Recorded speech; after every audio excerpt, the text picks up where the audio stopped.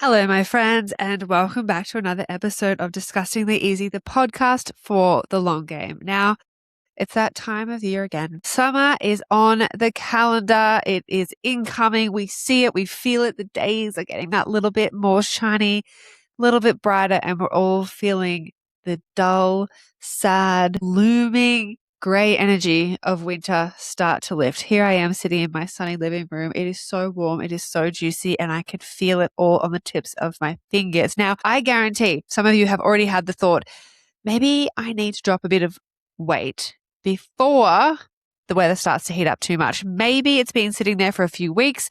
Maybe it's just landed the second that you heard me say that. Maybe you are being influenced or sold programs already in your feeds, in your socials, things that are talking about how you should start to lose weight for summer. Now, I'm not here to talk you into it or out of it. I actually want to do something different with this episode, and I'm not going to give you a plan or macros or a calorie target or a meal structure. I'm not going to sell you anything. There is a time for all that stuff, and that time is not now.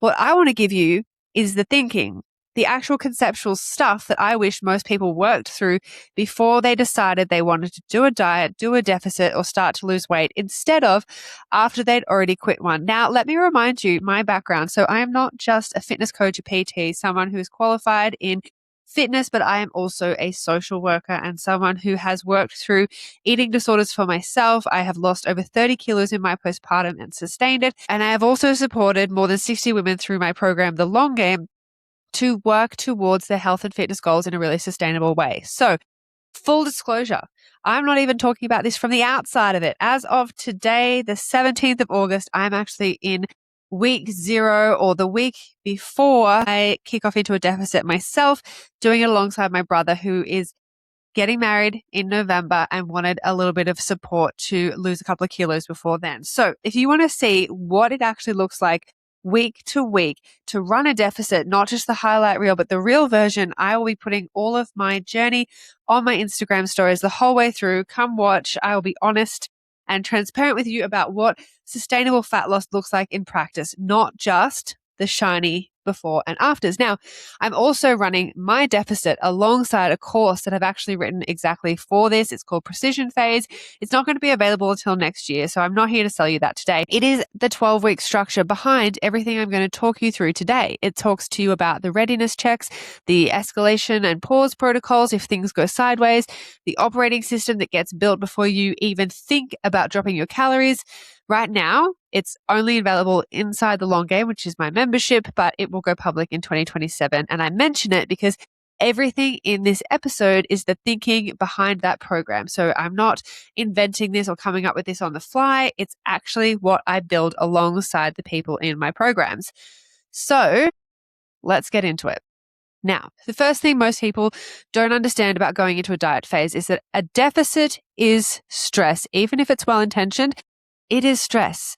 It is not just eating a bit less or not having your favorite treats, right? Underneath the numbers, it's a deliberate period of physiological stress. You are asking your body to do more or to do at least the bare minimum on less, on purpose, for weeks at a time.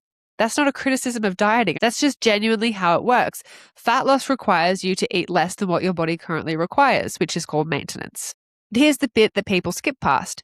Stress compounds. Your nervous system doesn't just sit there sorting your stress into piles like this one is chosen and this one's intentional and this one's on purpose and this one's for a good cause, so it doesn't count. It doesn't work like that. Sleep debt, work pressure, a rough patch with your partner, a toddler who won't settle, financial stress, all of that stress your body is already carrying doesn't go away just because you decided that you're going to be on a deficit. A deficit doesn't land in a vacuum. It lands on top of what is already there.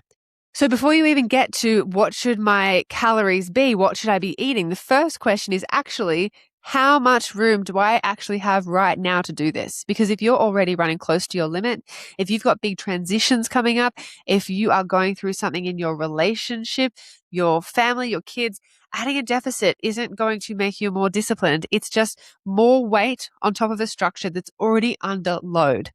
And when that structure buckles, it usually gets called falling off, like it has a willpower problem, when really you just piled too much on top of too much.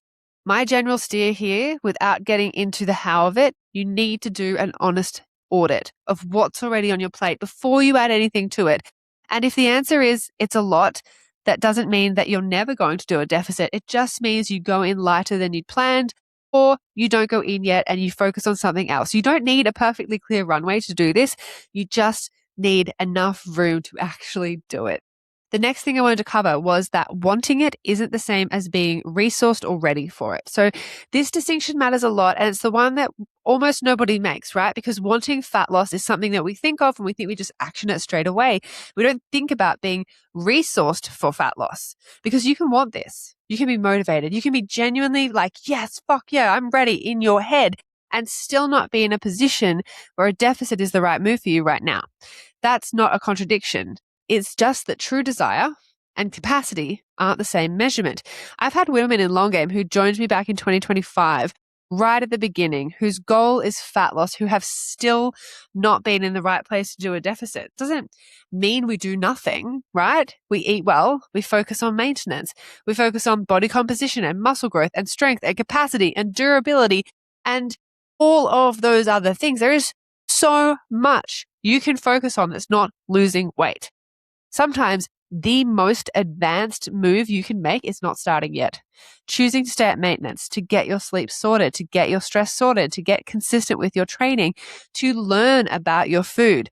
That's not the beginner's path. That's actually a more skilled read of the situation. Pushing through, regardless of what's going on in your life, isn't a strength. Moving from urgency instead of evidence is how you end up having to do the whole thing again. And you will know that if you are someone who has had to do this whole thing again. Knowing when to hold isn't weakness, it is information, and most people never stop to collect it before they start.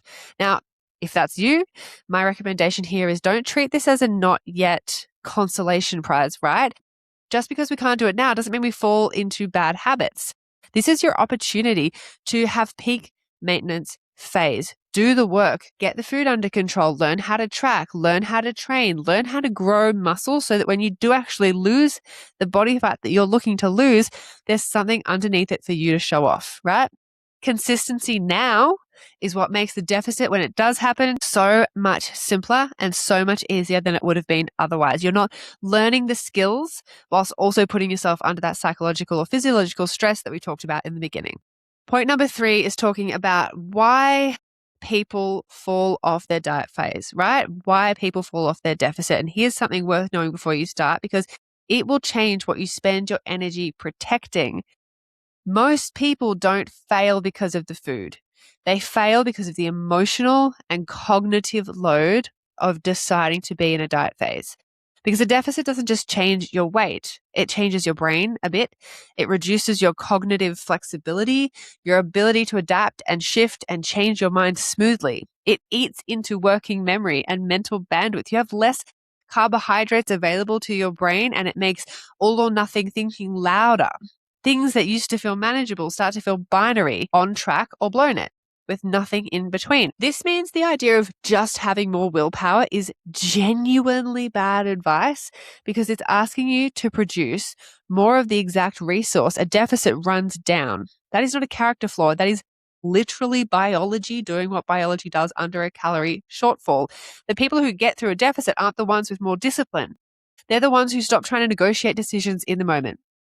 At 9 p.m., tired, standing in front of the fridge or the cabinet or the pantry, and instead make those decisions once ahead of time while they've actually got the mental bandwidth to think clearly. We decide in calm states. That's a huge focus in the Precision Phase course. Do not relegate it to the depleted version of you. That single shift does more than any macro tweak or extra 100-calorie cut ever will. The broad recommendation here, without getting too much into the mechanics of it, is the messier or more unpredictable your life feels, the more you want to decide in advance, not less. Set your guardrails while you're calm and let them hold you on the days that you genuinely feel overwhelmed. Needing to create a supportive structure is not a personal failing. Everyone needs that to get through a phase like this. Point number 4 is about how pausing is a skill and not a failure. The last thing I want to go through is this idea that people need permission to stop. If you start a deficit phase and partway you notice things are going sideways, right? Sleep has dropped off. You're thinking about food constantly. You're more reactive. Life's thrown something at you that's taking up all your bandwidth. Stopping is not a failure. Pausing and going back to maintenance for a day, a week, stopping the deficit entirely is totally legitimate. It is a genuinely skilled response. Anyone can grit their teeth and push through and call it discipline and then fall in a heap at the end and have a massive backslide. But it takes something sharper to actually notice what's happening in your own body and choose to stop before it gets worse. That is a whole new level of self-respect that will take you so, so far. That's the game, honestly. Not can you white knuckle a deficit for 12 weeks. It's can you read the signals accordingly enough to know whether this is the season for pushing or the season for holding. My recommendation here is, again, in broad strokes, decide what pausing well would look like before you even need it. Not in the moment, not when you're depleted. And know what it's going to mean for you to stop. Know what a pause would look like. Make those decisions ahead of time. So if you need it, it's already decided and you can take the emotion and the reactivity out of it. So if you are weighing up whether or not to start something like this before summer, that's the thinking I'd actually do first. Not what my macros should be, more like what's on my plate right now and is there any room for this on top? Am I choosing this because I actually want it or because summer's coming and I feel like I should? And if I hit a rough patch 3 weeks in, will I read that as I failed or as does something need to change? Do I need to have some flexibility here? Get honest answers to those and you'll know a lot more than any calculator is ever going to tell you. And again, if you want to watch this play out in real time rather than just hear me talk about it here, I am doing my own deficit with my brother from today through to the 28th of November. And I'm putting the whole thing on my Instagram stories and on my grid. So come along for it. If you want the structure behind it, that will be Precision Phase coming out in 2027. Remember, when nothing is certain, anything is possible. You've got this and we've got you.